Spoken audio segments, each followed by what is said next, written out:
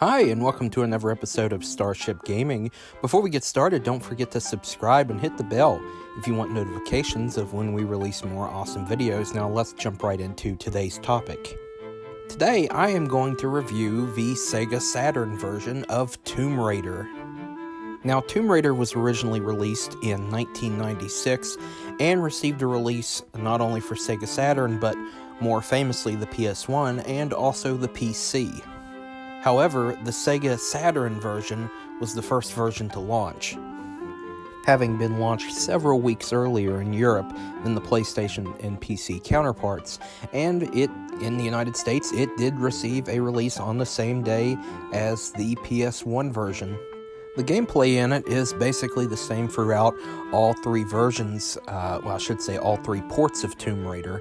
There's not really much differences other than, graphics. The Sega Saturn version of Tomb Raider, the graphics are a little bit less quality than the PS1 and PC versions, but it does run faster occasionally on the Sega Saturn. And of course, I don't have to explain the story of Tomb Raider to you if you haven't played it. You've literally had how long has it been? 24 years. You've literally had 24 years as of this recording to play it. Or I should say close to 24 years. But as a refresher, you play as Lara Croft as you go treasure hunting.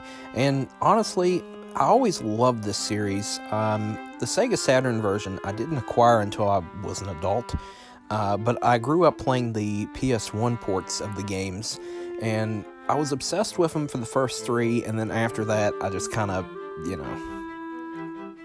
faded away from them and didn't really revisit them until I was an adult pretty much. But like I said, the graphics are lower quality, but the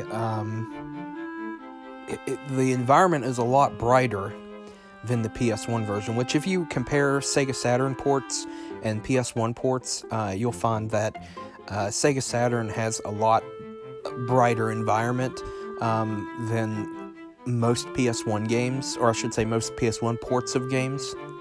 And there are some occasions where the Sega Saturn port, graphical-wise, looks better than the PS1 port, but, that's not always the case. You could say tomato, and, and call it ketchup.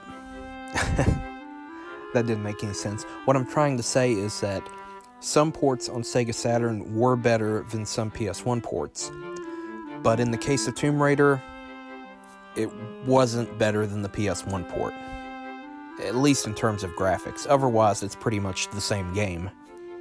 But I must admit, the sound in this version is pretty good. It's actually, I guess you could say it's kind of better than the PS1 port, but not really by much. But, nonetheless, it does get sound better, and it has a brighter environment. And of course, like I said, gameplay is exactly the same. If you compare the two controllers between the Sega Saturn controller and the PS1 controller, there's really not a whole lot of difference, at least in terms of how you move around the D-pad. Basically, the controls are the same except for the basic layout of, the Saturn controller compared to the PS1 controller. And then, of course, if we compare it to the PC version, well, that's a completely different duck. But this is a game that I started playing again recently. I actually played the Sega Saturn version about a year ago when I first acquired my copy. I acquired my copy for roughly $10, I believe, from a roadside vendor. He just basically said, I have all these Sega Saturn games, $10 a pop. I ended up getting Tomb Raider and a couple others. I forget right off the top of my head. Definitely worth the $10, because this game, if you are to find a copy, it could go as much as $40 or even $50, complete in box with manual and game. Especially a mint condition copy. So the PS1 version is definitely the easier one to acquire. But I can't help but really like the Sega Saturn version. I just can't help it. It's just something about it. It's got that mid-90s charm that I just can't get away from.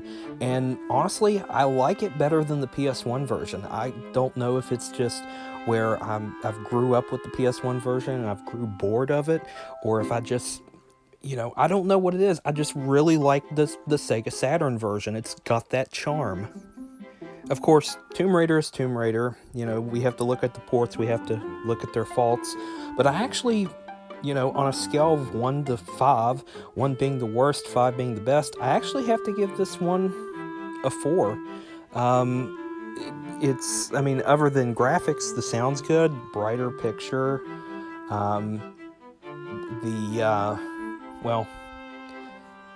Like I said, it's pretty much like the other ports. There's not really much difference to them other than graphics. But gameplay is spot on. It's just a really great experience. Of course, like I said, this one's kind of hard to acquire. And not very many people own a Sega Saturn unless they're a gaming enthusiast like I am. And this was one of the best-selling games that was released on the Sega Saturn. This one sold so many copies that they even considered releasing Tomb Raider 2 on the Sega Saturn, which eventually was canceled, and it only got a release for PC and PS1. So, tell me what you think. Have you ever played the Sega Saturn port of Tomb Raider? What did you think about it? How do you compare it to the PC or the PS1 version? Let me know in the comments down below. So, I hope you enjoyed today's episode. Don't forget to like and subscribe and hit the bell if you want notifications of when we release more awesome videos. And until next time, I will see ya.